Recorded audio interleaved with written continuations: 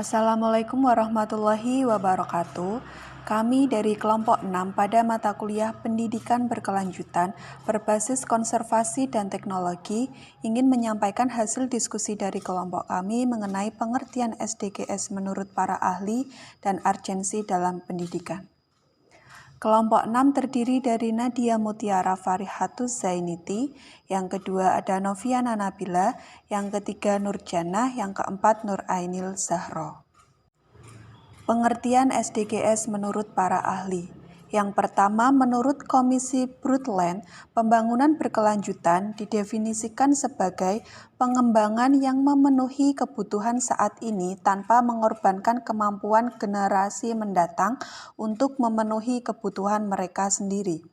Definisi ini menekankan pentingnya mengoptimalkan pemanfaatan sumber daya alam dan mengurangi dampak lingkungan agar dapat meningkatkan kualitas hidup manusia secara berkelanjutan. Yang kedua, menurut Konferensi PBB tentang lingkungan dan pembangunan berkelanjutan didefinisikan sebagai pengembangan yang memenuhi kebutuhan saat ini tanpa mengorbankan kemampuan generasi mendatang untuk memenuhi kebutuhan mereka sendiri dengan memperhatikan aspek lingkungan, ekonomi, dan sosial secara berimbang. Definisi ini menekankan pentingnya mencapai keseimbangan antara tiga aspek utama, yaitu lingkungan, ekonomi, dan sosial dalam upaya mencapai keberlanjutan global. Yang ketiga, pengertian SDGs menurut Dewan Bisnis Dunia untuk Pembangunan Berkelanjutan atau WBCSD.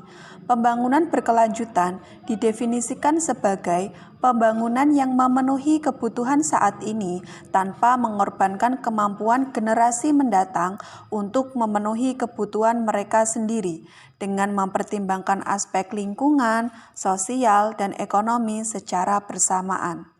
Definisi ini menekankan pentingnya mempertimbangkan tiga aspek utama dalam pengambilan keputusan bisnis agar dapat mencapai keberlanjutan jangka panjang.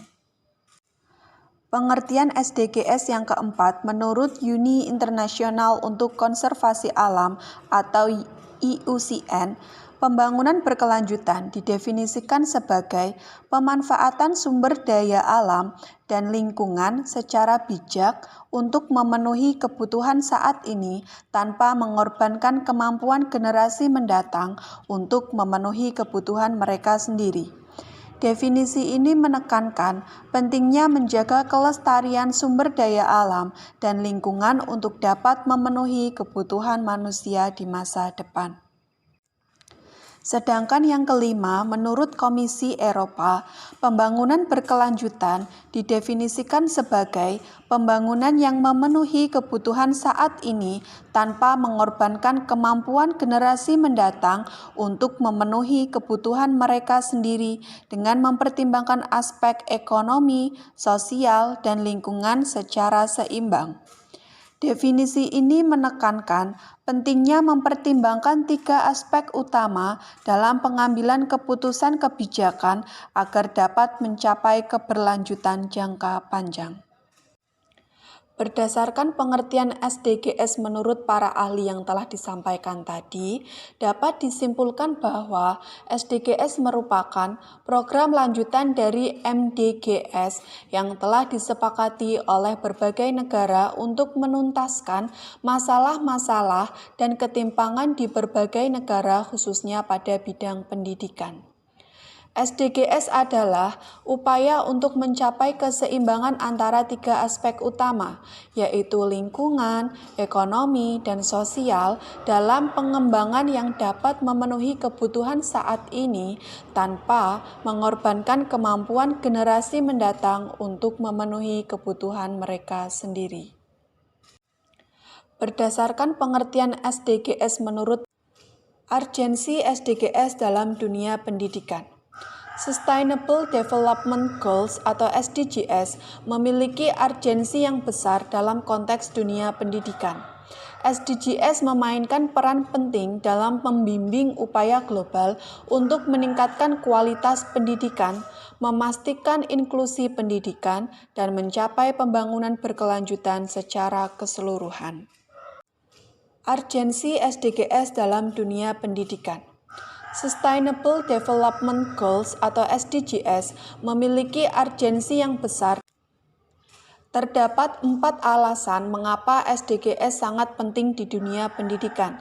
Yang pertama, akses dan kesetaraan pendidikan salah satu tujuan SDGs. Yang kedua, pendidikan yang berkualitas. Yang ketiga, inovasi dalam pendidikan. Dan yang keempat, kontribusi terhadap pembangunan berkelanjutan. Terdapat 4 alasan mengapa SDGs sangat penting di dunia pendidikan. Yang pertama, akses dan kesetaraan pendidikan salah satu tujuan SDGs.